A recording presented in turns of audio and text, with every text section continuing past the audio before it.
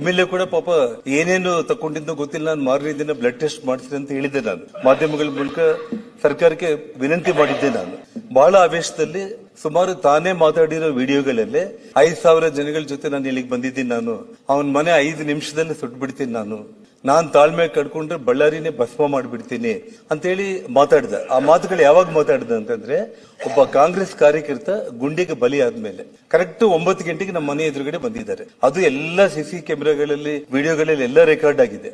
5,000 ಜನಗಳ ಜೊತೆ ದೊಡ್ಡ ರ್ಯಾಲಿ ತರ ಮನೆ ಹತ್ರ ಬಂದ ತಕ್ಷಣ ಮನೆ ಮೇಲೆ ಗನ್ಗಳಿಂದ ಫೈರಿಂಗ್, ಬಾಟಿಲ್ಗಳು ಪಟ ಪಟ ಪಟ ಪಟ ಪಟ ಬಾಟಿಲ್ಸ್ ಬಿಲ್ಡಿಂಗ್ ಗಳ ಮೇಲೆ, ಗ್ಲಾಸ್ ಗಳ ಮೇಲೆ ಬೀಳ್ತಾನೆ ಇದೆ.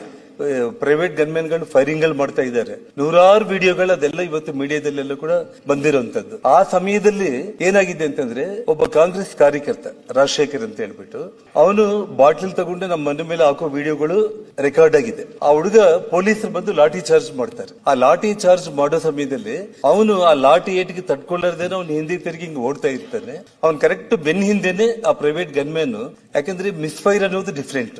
ಮಿಸ್ಫೈರ್ ಅನ್ನೋದಾಗ್ಲಿ ಅಥವಾ ನನ್ನ ಪ್ರಾಣ ರಕ್ಷಣೆಗೆ ಯಾರಾದ್ರೂ ನನ್ನ ಮೇಲೆ ಹೀಗೆ ಎದುರುಗಡೆ ಬಂದ್ರೆ ನಾನು ಫೈರಿಂಗ್ ಮಾಡೋದು ಡಿಫ್ರೆಂಟ್. ಆದ್ರೆ ಒಬ್ಬ 26 ವರ್ಷ ಯುವಕ ಅವನು ವಾಪಸ್ ಹಿಂಗ್ ಓಡೋಗ್ತಾ ಇದ್ರೆ ಅವನ್ ಬೆನ್ ಹಿಂದೆನೆ ಪಾಯಿಂಟ್ ಬ್ಲಾಂಕ್ ಎಲ್ಲ ಅವನು ಫೈರ್ ಮಾಡಿ ಅಲ್ಲೇ ಸ್ಪಾಟ್ ಅಲ್ಲೇ ಡೆತ್ ಆಗಿದ್ದಾನೆ. MLA ಅಲ್ಲೇ ನಿಂತಿದ್ದಾನೆ, ಪೊಲೀಸರು ಅಲ್ಲೇ ಇದ್ದಾರೆ, ಸಿಟಿ DSP ಅಲ್ಲೇ ಇದ್ದಾರೆ, ಸಿಟಿ ASP ಅಲ್ಲೇ ಇದ್ದಾರೆ, ಇನ್ಸ್ಪೆಕ್ಟರ್ಸ್ ಇದ್ದಾರೆ. ಎಲ್ಲರ ಸಮಕ್ಷಮದಲ್ಲಿ ನನ್ನ ಆಫೀಸ್ ಮುಂದೆನೆ 10 ಅಡಿ ದೂರದಲ್ಲೇ ಒಬ್ಬ ಕಾರ್ಯಕರ್ತ ಡೆತ್ ಆಗ್ಬಿಟ್ಟ. ಡೆತ್ ಆದ ತಕ್ಷಣ ಮೀಡಿಯಾದವ್ರು ಕೇಳ್ತಾ ಇದ್ರು, ಅವರೇ ಸಾಯಿಸ್ಬಿಟ್ಟಿದ್ದಾರೆ, ಅವ್ರನ್ನ ಅರೆಸ್ಟ್ ಮಾಡೋವರೆಗೂ ನಾನು ಇಲ್ಲಿಂದ ಎದ್ದು ಹೋಗೋದೇ ಇಲ್ಲ, ನಾನು ಇಲ್ಲೇ ಕೊಡ್ತೀನಿ ಅಂತ ಹೇಳಿ ಸುಮಾರು ಸ್ಟ್ರೈಕ್ ಮಾಡಿ ಸಿಕ್ಕಾಪಟ್ಟಿ ಮೀಡಿಯಾದಲ್ಲಿ ಆ ಲ್ಯಾಂಗ್ವೇಜ್ ಏನೆಲ್ಲ ಮಾತಾಡ್ಬೇಕು ಮಾತಾಡಿದ್ದಾನೆ.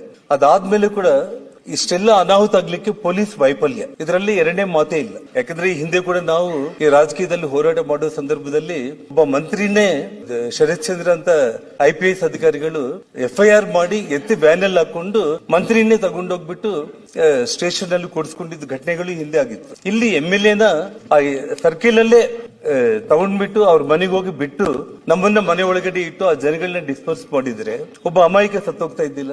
ಅದು ಆ ಕಾಂಗ್ರೆಸ್ ಕಾರ್ಯಕರ್ತನೇ ಆಗಿದ್ದ ಕಾರಣ ಮಾರನೇ ದಿನಕ್ಕೆ ಓವರ್ ಆಲ್ ಆಗಿ ಇಶ್ಯೂ ಏನಾಯ್ತು, ಜಿಲ್ಲಾ ಉಸ್ತುವಾರಿ ಮಂತ್ರಿಗಳು ಜಮೀರ್ ಅವರೇ ಹೇಳಿದ್ರು, ಅವರ ಪ್ರೈವೇಟ್ ಗನ್ಮ್ಯಾನ್ ಗಳಿಂದಾನೇ ಆ ಕಾರ್ಯಕರ್ತ ಡೆತ್ ಆದ ಅಂತ ಹೇಳ್ಬಿಟ್ಟು.